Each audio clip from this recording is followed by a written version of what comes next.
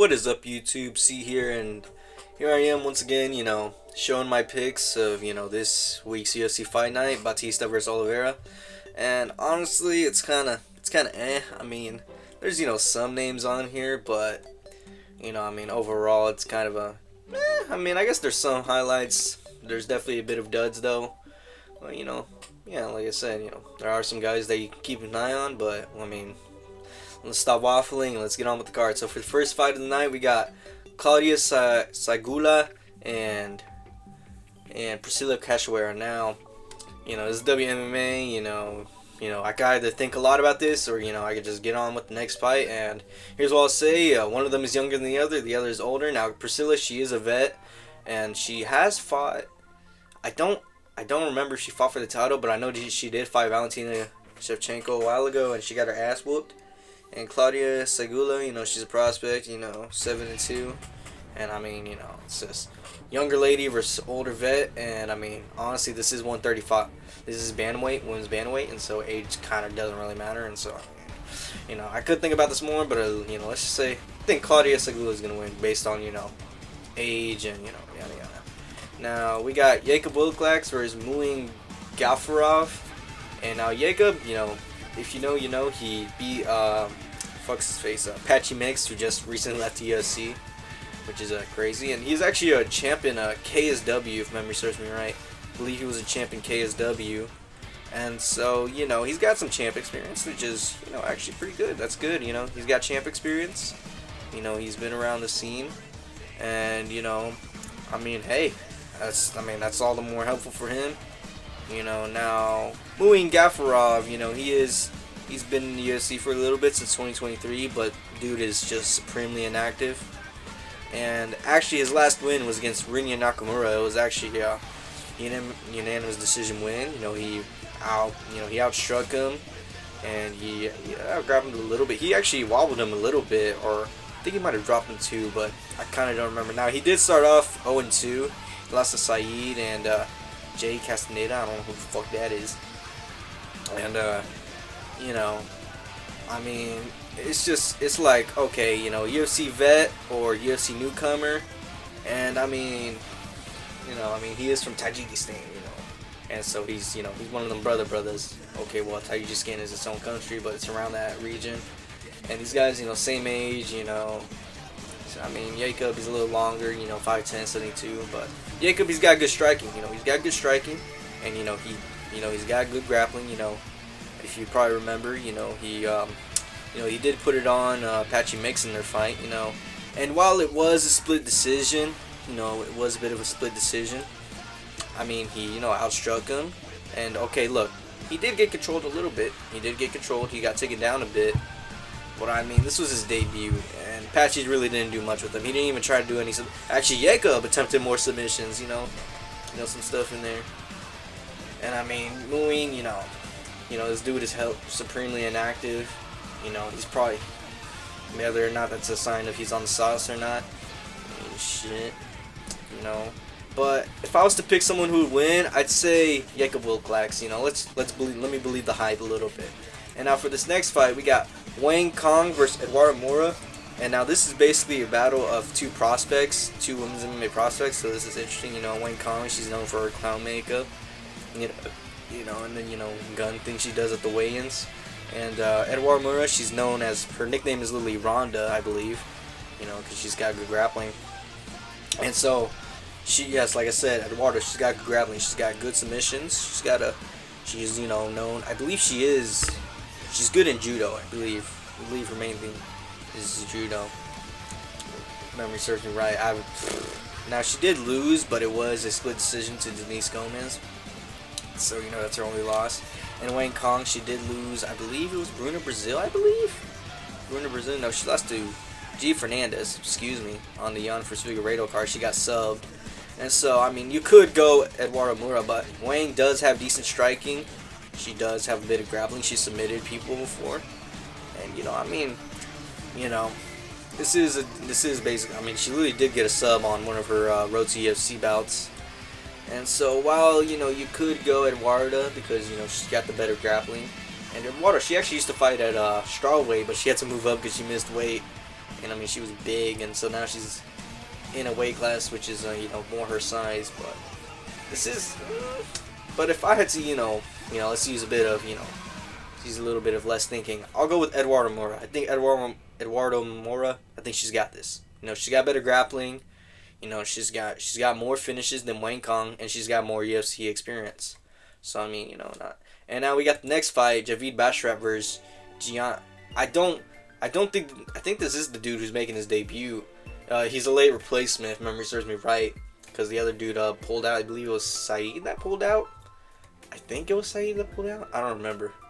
But Javid, he's a prospect, or he was a prospect actually. His brother up here is the real prospect. They both compete at bantamweight. And now Javid, he did lose in his previous 2 fights. I forgot who.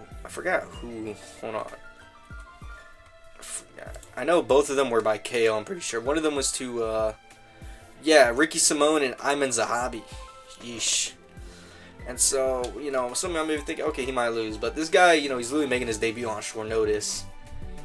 And so, I mean, common sense would say that Javid would win, but could be. But I literally don't know nothing about this guy. And, who knows? I could have done some research before this, guys, I know. But I'm just trying to get a video out there just so that way I could be a little more active.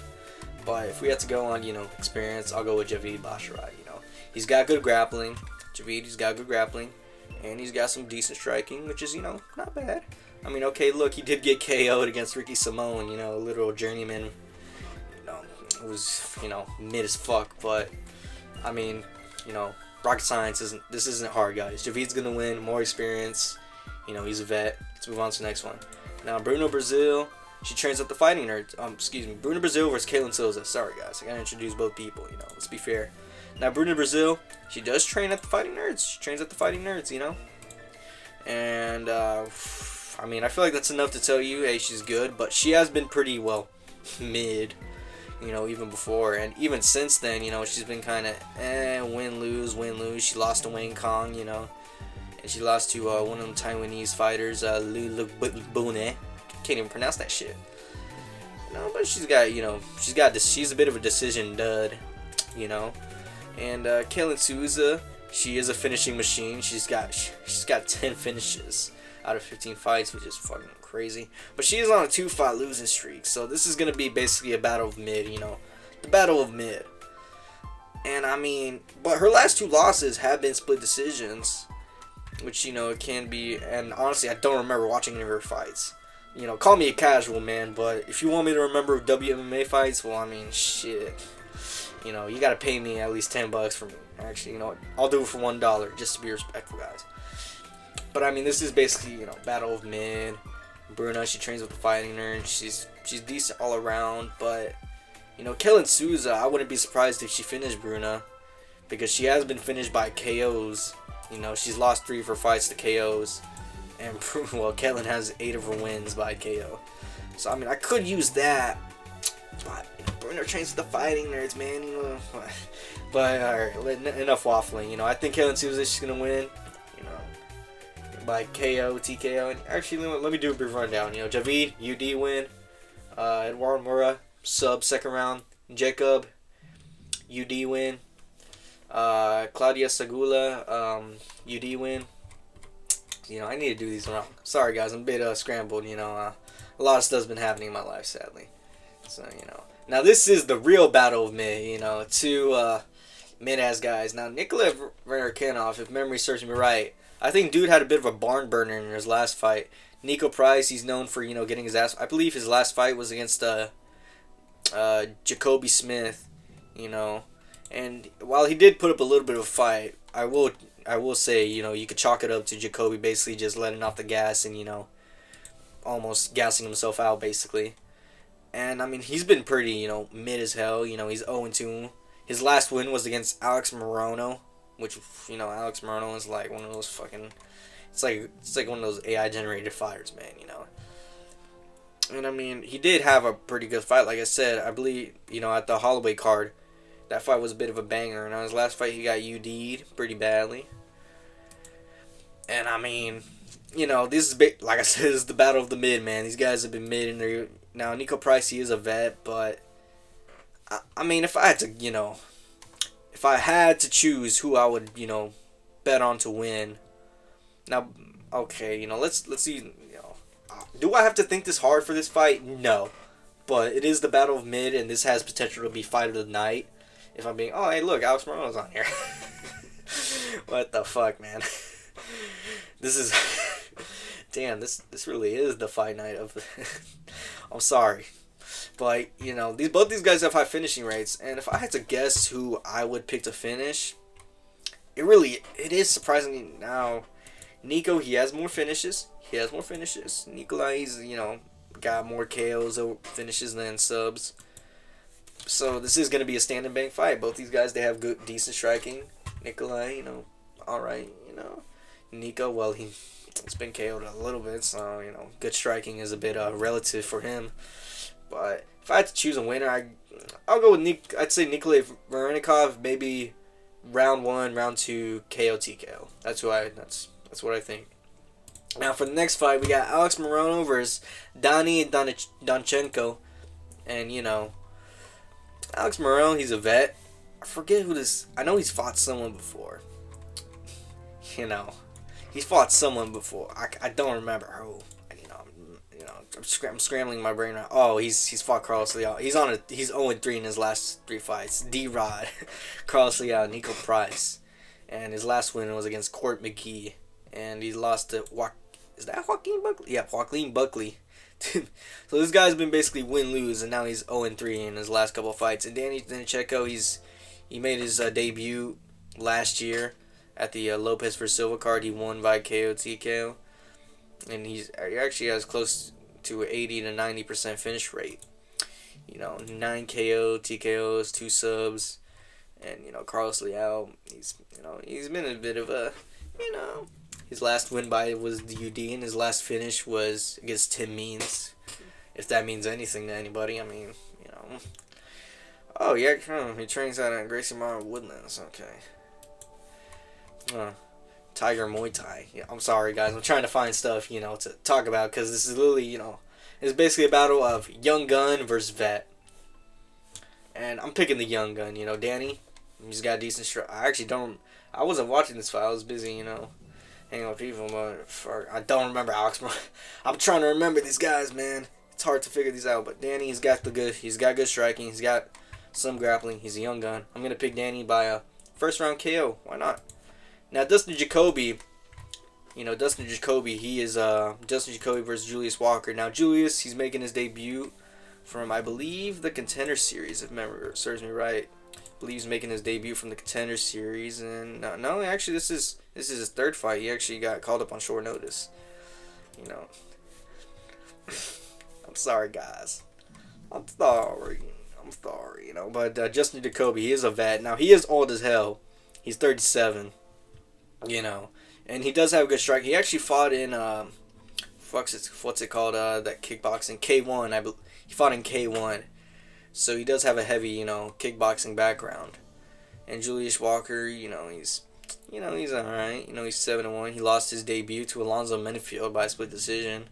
He got a UD over Rafael Sequeira, who I don't remember. Who the fuck are these people? Now, Dustin, he does have a high finish rate. 15 finishes in 21 fights. I mean, that's pretty crazy. And he is on a 2-fight KO streak. And, he actually KO'd Vitor Petrino. I believe that was Vitor's last fight before he went up to heavyweight. And, this is basically vet versus young gun. Julius, he's 26. He's a decent striker. And look, you guys can tell me I'm not doing my homework right now, but shit, y'all want me to do homework on fucking Julius Walker? Or fucking, who else is on? Who the fuck is Alex Morono? Who the fuck is that guy? As Connor would say. But, this is young gun versus vet, like I said. But Dustin, he's got experience striking, man.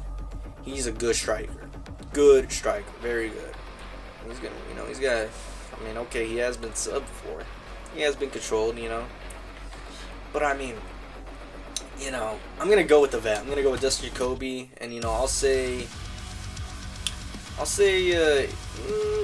round 2 or 3 KO TKO. That's what I think. Now we got Gina Matsumoto versus Farid Bashrat. Now this is, 2 prospects, 2 young guns. You know, Fareed, he's on a hot streak. You know, he hasn't been defeated like unlike his brother who's been beaten. And so Gene, you know, he's on a okay. He did lose his last fight to Rob Fog, which was a split decision. You know, pick him basically, and then he won his next fight by a split decision. How the fuck? Okay, I haven't been as consistent with UFC fights, but I could have sworn I don't remember this guy fight. Now, you know, Fareed Basharat, you know, he's got more decisions. You know, he's a bit of a decision dud. His last sub was over 2 years ago. Jesus Christ, man, come on. At least sub some of these, you know, bum ass fights. Who the fuck is V Hugo and T Lapis? Who the fuck names their kid Lapis, dude? Who the fuck names the kid Lapis? I don't know. So it's basically a battle of shit. You know, Fareed trains out of ATT. You know, and so if I had to pick who would win this, I feel like I gotta go with Fareed, man. Because he's just been, even in his decisions, he's been dominant. You know, just crazy, just decent, good grappling. And I mean, Gene, yes, he's from Brazil. You know, he's definitely got some, you know, jiu-jitsu. But I mean, you know, Fareed is a good enough grappler where, you know, he hasn't put himself in a position to be subbed. So I'll pick Fareed by a unanimous decision. Now we got Mikhail Ulazashek versus Marc-Andre Barriault, and right off the bat, I'm picking Mikhail. You know, Mikhail, he is, you know, very much an MMA fighter. You know, he can, you know, strike. He can, you know, beat people with striking, and you know, he can have some decent grappling. Actually, no, that's his brother. I forget. I'm confusing him with his brother. I'm sorry, guys. But you know, he did recently move to the Fighting Nerds, and you know, he's been on a 2-fight winning streak. You know, he KO'd Cedric Dumas. You know, that guy who's got more fucking charges than Connor and Jones combined, and and Gerald Meerschaert. I mean, Gerald Meerschaert, he's a good fighter, man. He's a great fighter. Gerald Meerschaert, he's a great fighter. And so, but you know, Marc-Andre Barriault, he got brutally KO'd. You know, his dust is still. Wait, I could have sworn he got brutally KO'd. Is that someone else? I could have sworn he got brutally KO'd earlier this year. I could have sworn. I think I'm confusing with another Canadian. I think I am. I mean, you know, he's been losing to good fighters, and with Mikhail moving to ATT, and I mean, the Fighting Nerds, you know, he's definitely improved his game, and he has a crazy KO rate. And I mean, you know, he's been getting KO recently, Marc-Andre. So if I had to pick who would win, you know, I'd say Mikhail Ulazashek would win this by say first or second round KO TKO. Alright, now for this next fight we have Jailton Almeida versus Rizvan Kuniev, and you know, you could say, oh, this is, you know, easy, because Rizvan, you know, he came from the PFL. You know, his last PFL fight, he popped PEDs, so, you know, and there was actually, now as you can see in here, you know, this is physique, but dude actually, if you look at his, you know, PFL days, dude had abs, you know, he looked pretty swole. He looked pretty in shape, but, you know, yeah, it's that UFC drug testing. And so, when he made his UFC debut, he got whooped pretty badly against Curtis Blades. You know, he got outstruck and he got out-grappled. Curtis Blades landed a good amount of takedowns on him. And Rizvan, you know, he's pretty decent. I mean, he's mainly a striker. You know, he's got some grappling. But, like I said, this dude got out-grappled by Curtis Blades. And, you know, that is Curtis's game. You know, he'll out-grapple you. You know, do his best to get you to the ground. You know, control you. Now, Jailton, he is a jiu-jitsu guy. But, you know, in his last fight, he did pretty... Now, look, if you don't have good memory like I do, and you look, oh, split decision, it was like, you know, that was split decision loss, man. You know, that must have been, it was close. No, it wasn't. It was basically Jailton just laying on Volkov, or, you know, controlling him on the fence. And Volkov did, you know, outstrike. Look, if you want to go into the criteria of MMA scoring, you know, you could definitely say Jailton won, but if you're just, you know, using the lay and pray strategy, man, you're not winning. Especially when the UFC doesn't like you. I mean, you know, yeah. And, I mean, you know, Volkov, he outstruck him way more on the ground. You know, literally from his back, which is, you know, crazy to say. I mean, getting outstruck by a dude who's laying on his back while you control him from top, I mean, that's just embarrassing, dog. And so, I mean, you know, and look, Jailton, he's been a UFC vet for a while. He's been fighting since 2022, He got his start from the Contender Series in 2021, and he started out at light heavyweight, and then jumped up to heavyweight, and like I said, he is a jiu-jitsu guy. He has a lot of subs, especially within the UFC. He's only had 3 KO TKO finishes compared to like 4 to 6 submissions in the UFC. I mean, and so I guess with that you could argue, he might go for the sub against Rizvan, but it's just, I don't know, man. This is a little hard to decide because Rizvan, you could expect him to outstrike.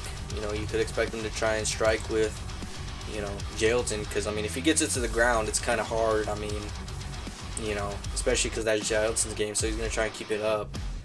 But I mean, Jailton is surprisingly decently strong. He's got some good strength. But I don't know, man. I mean, here's what I'm thinking. Rizvan's got it based on the fact that he's got some like decent strike. And Jailton, his striking is kind of it's there, but it's like he's not gonna do anything with it. He's gonna try and get it to the ground. And I mean, Rizvan, he's one of the brothers. I mean, just look at the guy, man. Just look at him right here. Just look at him right here. You see that? That's a brother right there, man. I think he actually did train with Khabib at one point. I remember seeing that somewhere, or I probably could be seeing with Shamil. But I feel like Rizvan's got this because, Jailton's either gonna have to change his game, or he's gonna have to, fucking like, try and get it to the ground as quick as he can. But I feel like Rizvan's, he's just a little more intelligent than Jailton has been recently, man. And so with that, I'm gonna go with Rizvan to win by. I'll go with UD. I don't think he can finish Jailton, as even though Jailton has been finished before. I don't think it's possible. That's what I think. So Rizvan by UD.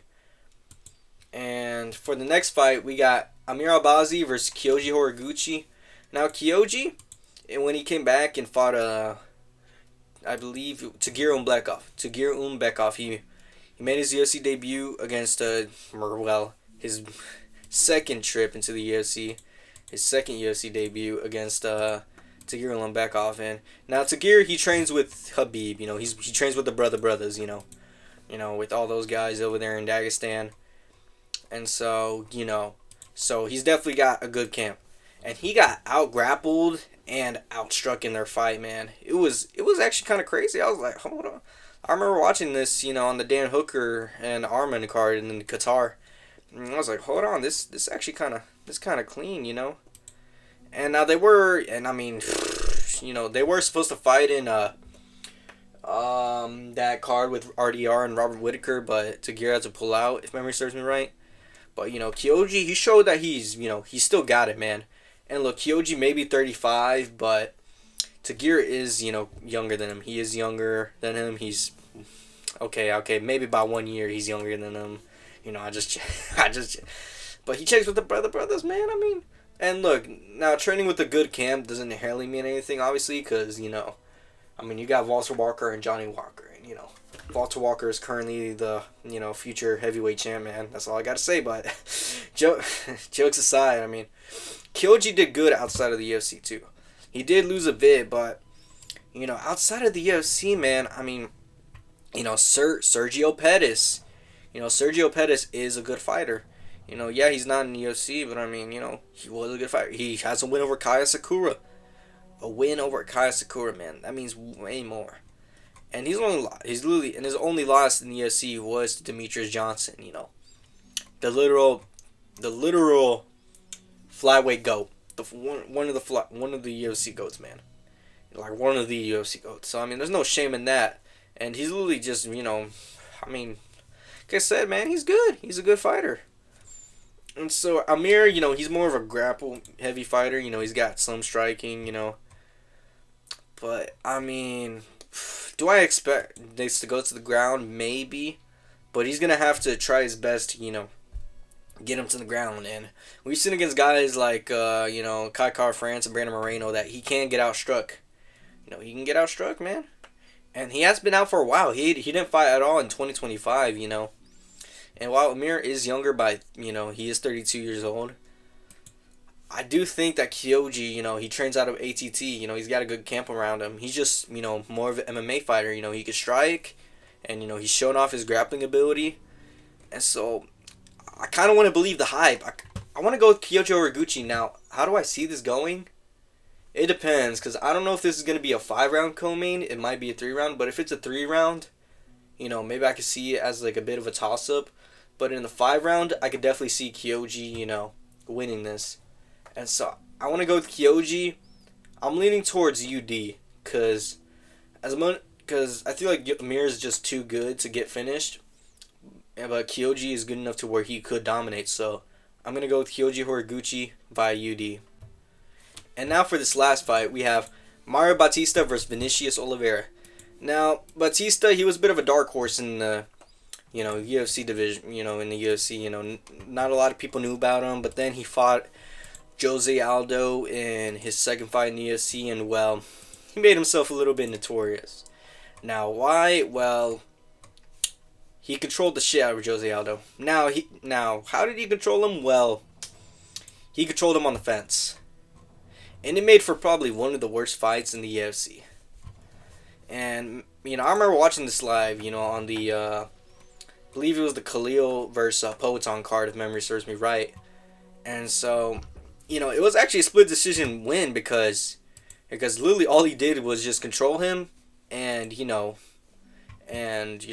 striking was basically even, and literally this dude landed 0 out of 10 takedowns. His control time was literally just control on the fence. It was literally over half the fight was control on the fence. And there's this one moment where the referee separates them, and then he goes for a takedown and just puts Jose on the fence. Now, look, I know some are going to think, isn't Jose good enough to, get off the fence? But, if you're going to put a dude on the fence, at least take him down one time, not fail 10 takedowns, And, that's literally the story of how this dude basically became, like, one of the most vilified fighters in the UFC. He literally just tried to, control Jose. He literally tried to, take Jose Aldo down and fail entirely. And now, Jose is one of the best, anti-grapplers. If you literally look at him in his prime when he's defending, the dude's got some good sit-out switches, it's just good. Jose is a sneaky good grappler. Especially, like, if y'all seen that Piotr Jan fight, dude literally attempted a takedown on Piotr Jan. And and then after that, he fought Patchy Mix, and he kind of gained the community's, respect, because he made Patchy Mix basically look like a day one cardio kickboxing machine, and, shit. And then he lost to Umar, and look, man, he actually did a lot better against Umar than some would have thought. Now, he did get out-grappled a little, a good bit. He got out-grappled a good bit. Umar got 10 minutes of control time. Umar landed 11 or 14 takedowns, but he dropped Umar, man. He dropped Umar and attempted a sub. And he actually, and look, he may have not outstruck him, but, that's not his fault. Umar, these brothers are known for, standing outside, for, controlling the inside of the cage, and, just kind of being, like, pitter-patter shots, And, Mario, he is good all around, and, he showed that off in this fight. But, like I said, he lost. It was a UD loss, and, and I know some of you are going to be thinking, this is a little bit too soon, but I'll tell you why that isn't, and let me just talk about Vinicius real quick. Now, Vinicius, he's up and comer, he's on a hot streak. He debuted on the Contender Series in 2023, won via KO, and then he won his debut by KO, and then he's been on a 3-fight unanimous decision streak. And, he's been a bit exciting, He landed that flying knee KO, in his debut in the UFC, that highlight reel KO. And, he's been a bit on a hunt, okay, his last 3 fights have been UDs.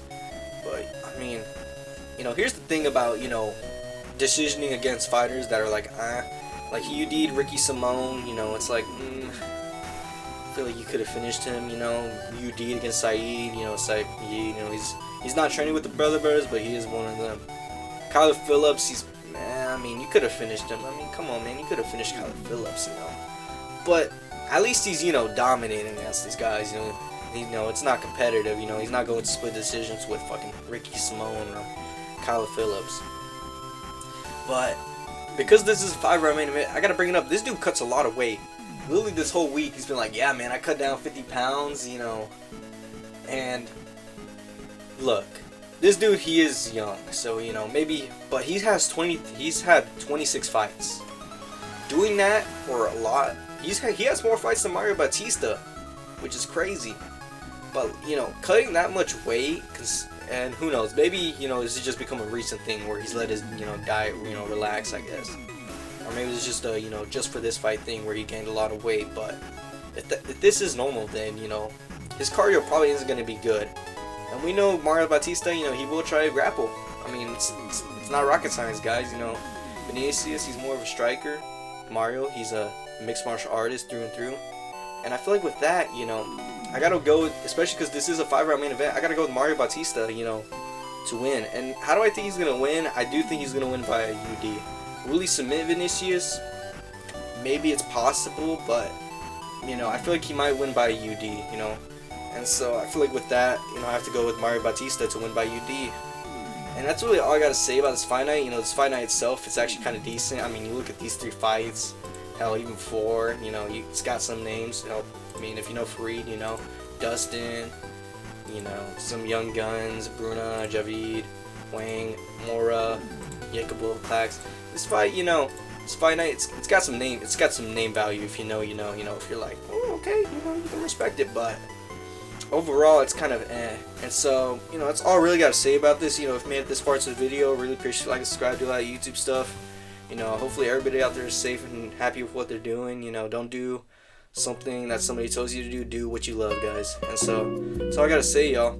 Peace.